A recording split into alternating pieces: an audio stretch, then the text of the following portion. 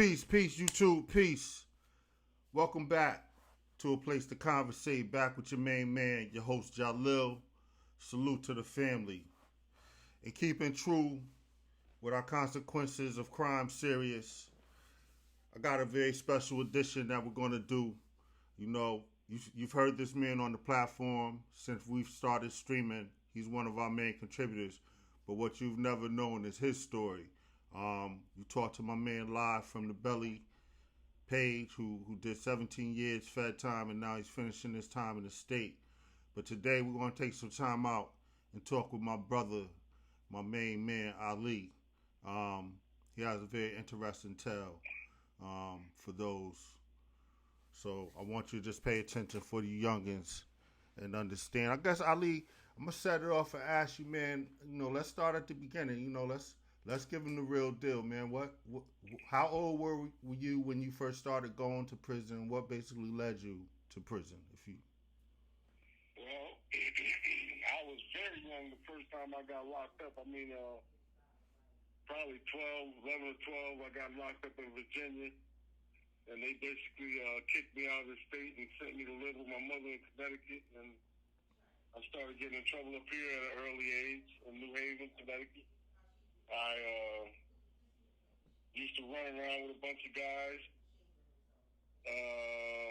We used to call it vamping guys. We would do strong arm robberies and basically beat guys up and take their sneakers and their coat and whatever they had in their pocket, which was never nothing. And we used to steal cars. And those activities led me to my first serious juvenile matter when I was about 14. I got locked up in a facility called Long Lane in Middletown, Connecticut, which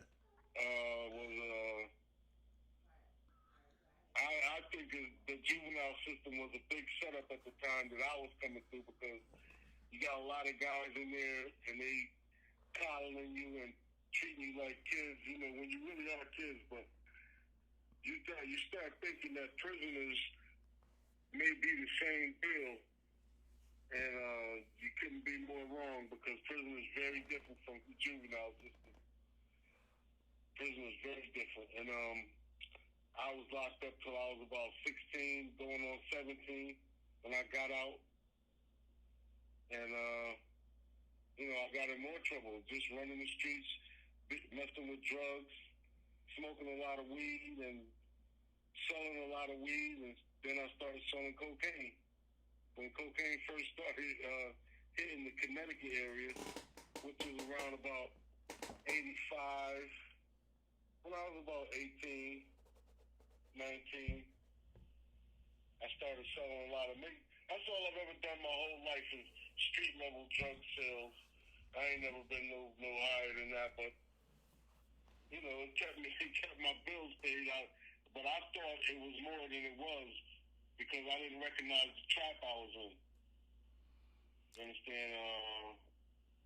When you're dealing with drugs, you're very susceptible to a lot of different things: arrests, robberies, shootings, drug addiction, and I faced all of those situations because of my dealing with drugs. You understand what I'm saying? I faced all of those situations a few times over. I struggled with them throughout my little drug dealing career, which is probably about close to 30 years.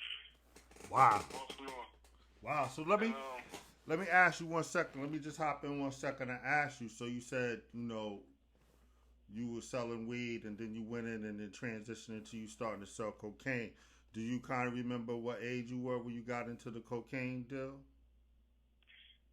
Yeah, I would say it was right around about 87, when I was around about 19 or 20. Right in that area when I started hanging with some guys who were older than me, and they you know how it works. They show the young guys the way, and the young guys come up thinking it's much more than it is, thinking it's a way to make a living, when you really should treat it as a way to make a few dollars and get out, have a goal and then get out. Whereas most street guys, I know the street guys I hung around with, we didn't think like that. We were just into guns and drugs and cars and girls, and that's just all that's all we did. You know, probably when I was about 21, 22, I did about 18 months. Mm-hmm. I did some time before that, maybe about 9 or 10 months, once or twice. But I never did no serious time until I was in my late 30s. But it led me to jail a few times for minor charges, though. You know, just drug dealing. That's not the hugest deal to get caught for when you're dealing with minor numbers. But it also led me to getting shot. You understand? When I was 25, street situations led me to getting shot, which left me paralyzed in a wheelchair for the rest of my life at 25 years old.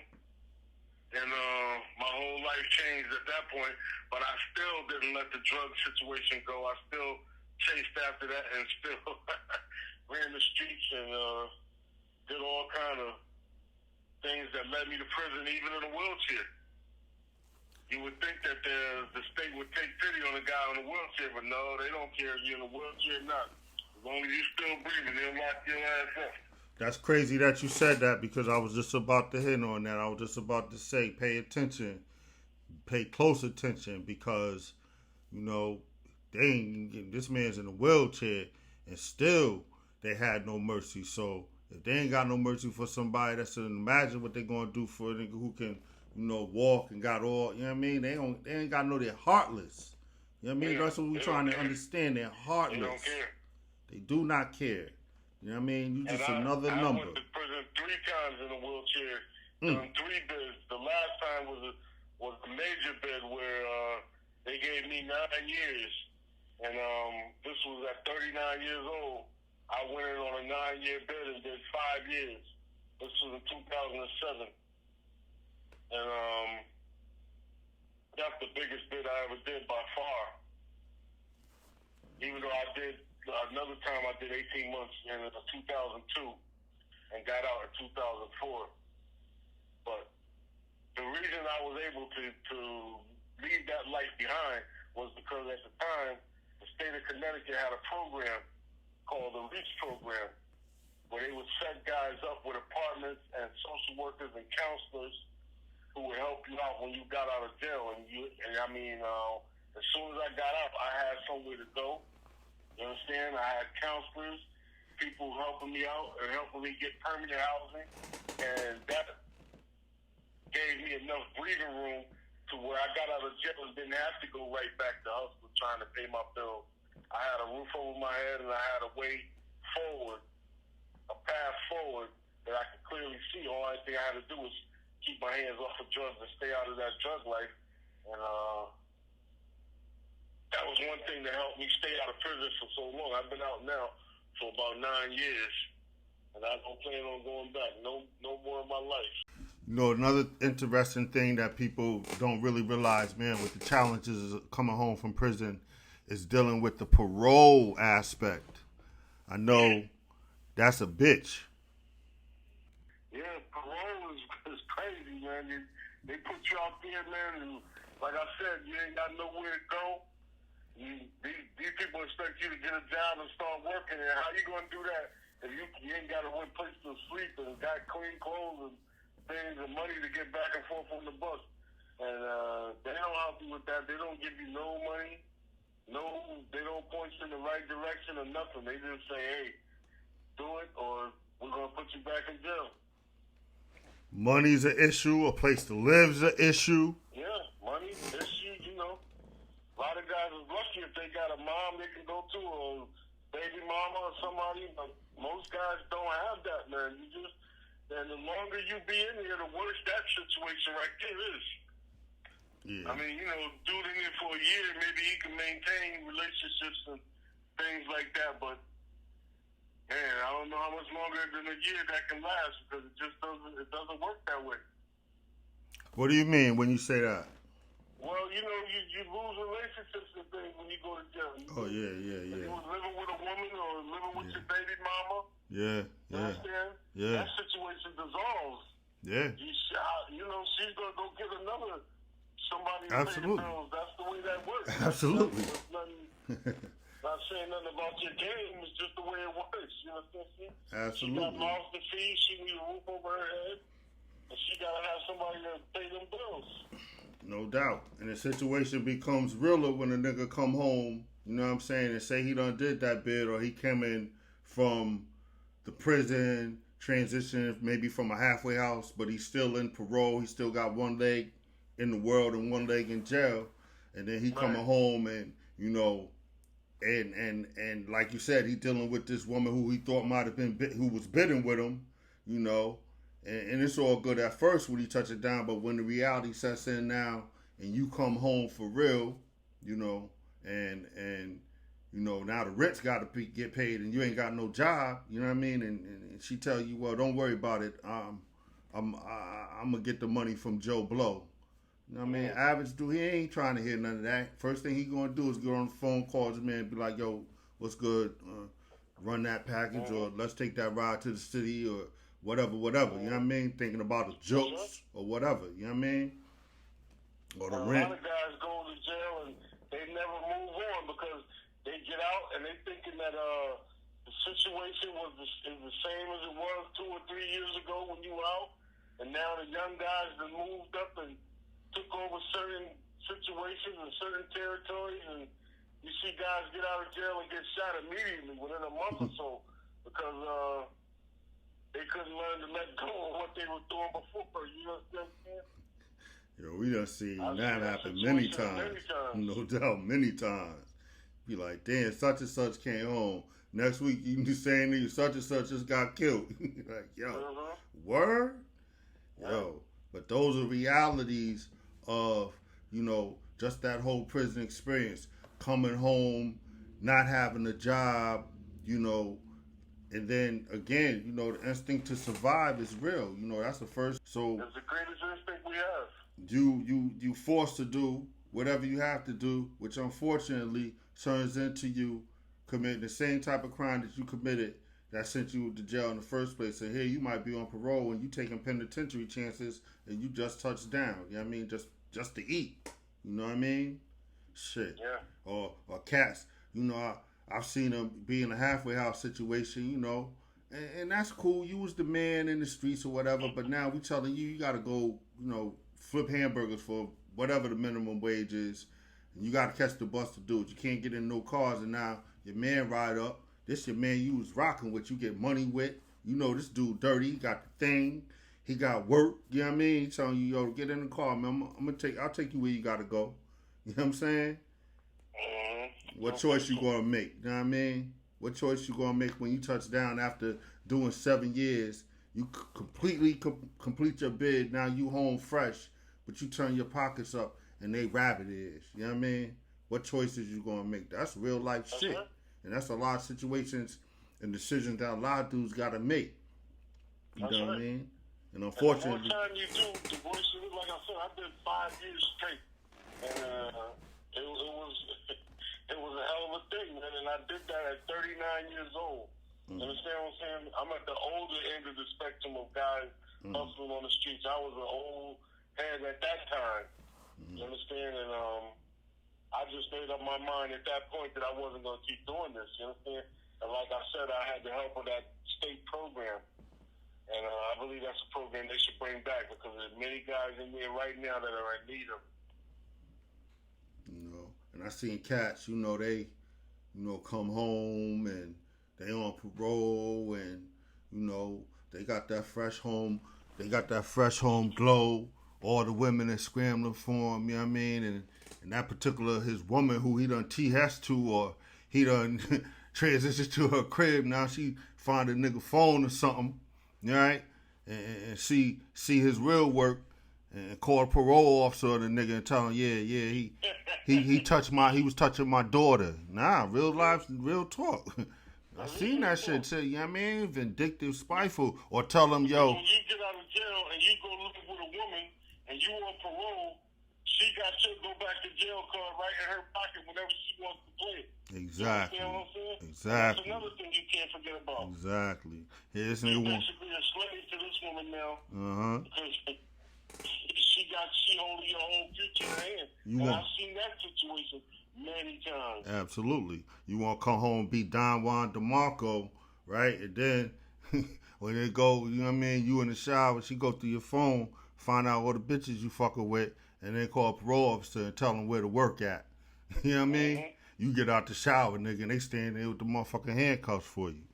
You know what I mean? Let me tell you another thing about jail. One lesson I learned over and over and over repeatedly was that prison is filled up to the very top with dudes who let their woman know too much about their business and then piss them off. And I mean, I've heard that story 100 times from 100 different dudes. So always be careful about what you let your woman know, and be careful about pissing her off if she knows too much. Real talk. Real talk. You know what I mean? That's so real, man. I've been out now for about 9 years, and I don't plan on going back. No more in my life. No doubt, no doubt. And it's very important too that you said that, because there's so many challenges that people have to meet when they first come home from doing the prison bid. You know what I mean? Absolutely. I've experienced that where you get out of jail. I mean, you can get out of jail on a Friday. You got nowhere to go. You got no clothes. You got no money, no way to make it. You have to get right into crime as soon as you hit the streets. You have to get right into crime to even get some breathing room to live. And I've experienced that on at least one occasion in my life. I mean, I always had my mother when I got out, and I could always go to my mother's house, and my mother's not with me anymore, but at that time, I always had my mom. But I can remember a time getting out of prison where I had nothing. I had to basically go back into hustling that same day that I got out of prison. Wow. And that's a very hard situation, and I know many, many men face that. And the program I was mentioning, the REACH program, doesn't exist in Connecticut no more. The governor cut that program out, so it doesn't even exist anymore. I was lucky to get it when I did. A blessing. A blessing. That was a blessing in my life, and I believe that was what helped me turn the corner and be able to stop my recidivism. Because at one point in my life, I was going to jail every couple of years. And I never could be out 3 whole years without going back to prison. Mm-hmm. And I've been to prison 6 times in my life. That's a normal cycle for a lot of people. Let's back up for a minute and go back, because even when you were talking about when you were young and you was doing what you was doing, that's, the normal tell for a lot of young men when they get into the drug game, for whatever the reason might be. You know what I'm saying? Circumstances force them to make a choice, even though it's the wrong choice. It comes down to survival, right? These are young men who are really kind of just coming off the porch, right? So here they are in their situation where, hey, they can make $500 in 20, 30 minutes. The situation might be where they might have to come home and provide for the family, whatever it might be. The point that I'm trying to make is just simply saying that, when you start to live that lifestyle or get out there, you don't have any clue or idea that this is going to become a way of life. You know what I'm saying? Like you said, next thing you know, you done did 3 bids, and by the time you're 20, you know what I mean? You had no idea that this was going to lead to that. You understand what I'm saying? No, I didn't. I didn't have no conception. As a young man, I didn't really think I had a future. I couldn't imagine myself being in my 50s as I am today. When I was in my early 20s and around the time I got shot, I couldn't imagine, because I didn't recognize that I had a future. I don't know if you can understand what I'm saying, but I just didn't recognize that I had a future. That's basically all I can say about that. I just didn't recognize it. I dig it. I lost a lot of friends. You know what I'm saying? I can think of 2 friends right now. I'll call their name out. One guy named was Andre Lewis, and another guy named was Curtis Rogers. And they were friends of mine in my 20s and teens and 20s, and it would kill. As a young person, that's all I was into when I was out there was guns and drugs, and that was it. You understand? Mm-hmm. And I didn't really see a future for myself. Yeah, exactly. So and you know, it's not the unusual tale. That's a lot of the same stories that a lot of inner city young men go through. You know what I'm saying? When they have to feel or they feel they back against the wall, challenged for whatever reason. You know what I mean? And you know, maybe not be able to think about getting employment and they're forced to the streets, but again, it leads to this way of life. And then next thing you know, they're grown with a prison record, not knowing that it's all design. It's all by design. It's a trap, like you said earlier. You know what I mean? You got cats old as us, still going, running back and forth in and out of jail because they become institutionalized and they can't survive in the real world. You know what I mean? Right. They'd rather be in jail. So as soon as they touch the brick, they can't stay home for 3 months. Every 3 months, they back in the joint because that's where they used to be. That's their lifestyle. You know what I mean? Coming out to the world and being forced to have responsibilities, find a job, you know, place to live, pay bills, pay rent. You know, those are stressors. You know what I mean? I'd like to say something else to any young guys who might be listening and considering doing crime to make ends meet. I would advise against it. Absolutely. That's the number one reason why we're doing this serious. You know what I mean? I'd also like to say that when I was in my late teens and early teens and 20s, I didn't have any role models that were telling me about the future and that I had a future. All I had was negative reinforcement. I've seen guys doing crime and they taught me how to do crime and I thought that was the way. But no, I wish I would have had somebody to sit me down and straighten me out as a young fellow because I just didn't have any guidance. I didn't have a father in my life and I didn't have any guidance. So and I went the wrong way. So let's talk about your prison experience for a minute. Because even with, you know, that's interesting that you said that too. You know, a lot of young cats go to prison and, you know, they run into some old heads who old, but they ain't got no sense. You know what I'm saying? So instead of them telling the young dude who comes through there like, Leo, man, you know, when you get out in the streets, man, go ahead and find something to do, get you a job. They'll tell them some bullshit like, damn, young blood, yeah, you wasn't doing it right, young blood. Yeah, you supposed to do it like this, do it like that. Now this cat, he listening to this clown, thinking he giving him some game. He giving them some more jewels just to come back to jail. You know what I'm saying? You know, like I was meeting a lot of guys, and I was meeting a lot of smart guys.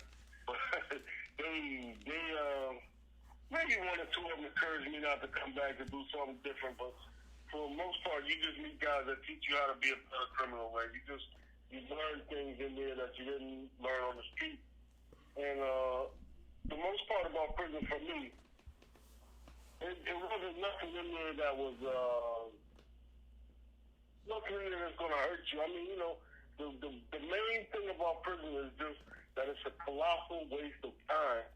And it's just a colossal waste of time. That's all you do is sit around all day and play cards and talk shit, and that's it. You're not making any forward progress. Exactly. And they're taking away a lot of programs from the prisons. Oh, they've been done that, twin. Yeah, you know what I mean? So that schools and jail, and they've done that a long time ago. Yeah, you know what I mean? So that way you can't even really try to do anything positive with your time when you're in there. I mean, only thing you can really do positive is just work out, you know, get in shape, which is good always. But, I mean, as far as, you know, preparation or having something to do, because, again, it's designed for people to come in and out. You know, like you said, recidivism, you know what I mean? The cycle, the revolving door. You know, you go out, nothing going for yourself. What's your choices? What's left for you to do but resort right back to what you was doing that led you back to prison in the first place?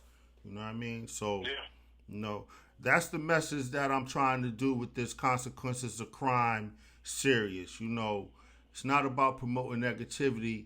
We done been through it, you know what I mean? So if we've been through it only thing we can try to do keep you from making those pitfalls. You know what I mean? Make the same mistakes we made. You know, understand? That's right. You know, cause it's And easy if to go to fall jail. off and make a mistake and slip up and end up in prison one time, the first time, you don't have to make that a career, man. You can come up out of that.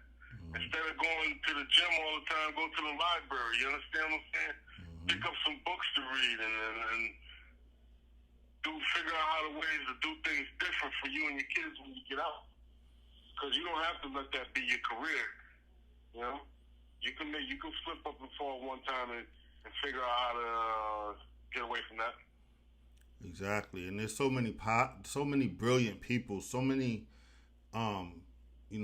fantastic people, man, that are in prison that by any other circumstances could have been anything else in life, but because of particular circumstance or whatever led them to make the choices that they made. I've come into people, man, with great minds, brilliant minds, man, that, are amazing, just blow you away. They could be anything from mathematicians, entrepreneurial. I've told you from the minute basically that we first encountered each other, I always told you that you could have been a teacher. You know what I mean? So many different walks of lives and so many different talents people have, you know what I mean? And it just kind of gets wasted by, like you said, going to prison, man, and wasting all that time with all that talent, you know what I mean? So, that was Brother Ali giving you, his side, man. Listen to him. If you could take something from it to apply to your life, man, to keep from going in direction, we ask you to please, do whatever you got to do, man, and stay out of prison. Sometimes it's hard. I know it's hard when you got to just work for, pennies, it seems at times. But at the end of the day, man, just like you heard my man Paige said he'd rather be a bum on the street right now. How real is that? That's how much, that man rather be home, rather be on the street, a bum in the street, than be in the situation he's in where he's done 18 years now, but 17 fed, and now he's still giving the state of Connecticut the time that he owes them. You know what I mean? So, just take heed. I hope the wise ones take heed. The foolish ones won't. But I'm going to keep giving it to you the raw no matter what. You heard it right here, live and direct from a place to conversate. You know what I mean? Come back and join us again. We're going to be talking to some more brothers who's going to tell you about their experience, you know what I mean, and what they had to go through and the positive things that they're doing right now with their lives. All right, everybody, I hope you stay safe. Have a great day. Salute.